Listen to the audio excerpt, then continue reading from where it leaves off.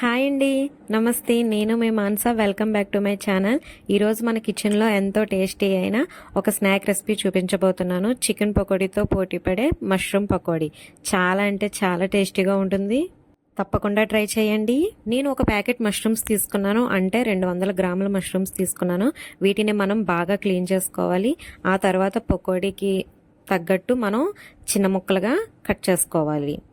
ఇప్పుడు మనం ఒక పెద్ద బౌల్లో 1 టీ స్పూన్ అల్లం వెల్లుల్లి పేస్ట్, రుచికి తగినంత సాల్ట్, 1 టీ స్పూన్ దాకా garam masala powder, 1/2 teaspoon ధనియాల పౌడర్, రుచికి తగినంత కారం వేసుకొని ఈ మసాలా అంతా కూడా బాగా మిక్స్ చేసుకోవాలి.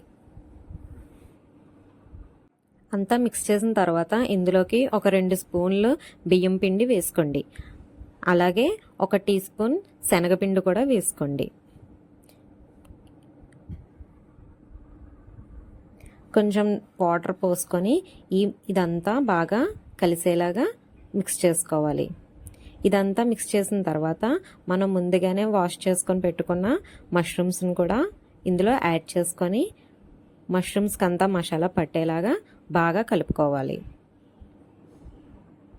ఇలా బాగా మిక్స్ చేసిన తర్వాత 1 టీ స్పూన్ దాకా కార్న్ఫ్లవర్ వేసుకోండి. ఒకవేళ మీ దగ్గర కార్న్ఫ్లవర్ లేకపోతే మైదా పిండి కూడా వేసుకోవచ్చు.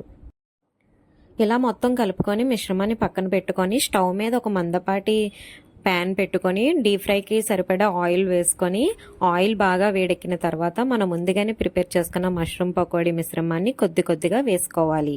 ఇలా వేసుకున్న తర్వాత మనకి కొద్దిగా మసాలా మిగులుతుంది కదా, ఈ మసాలాలో కొద్దిగా జీడిపప్పు, అలాగే తరిగిన పచ్చిమిర్చి, కొంచెం కరివేపాకు వేసుకొని బాగా కలుపుకోవాలి. బాగా మిక్స్ చేసుకొని లాస్ట్లో కూడా వీటిని మనం ఫ్రై చేసుకోవాలి. మనకి మీడియం ఫ్లేమ్లో గోల్డెన్ కలర్లో వచ్చినంత వరకు మనకి పకోడీని బాగా ఫ్రై చేసుకోవాలి.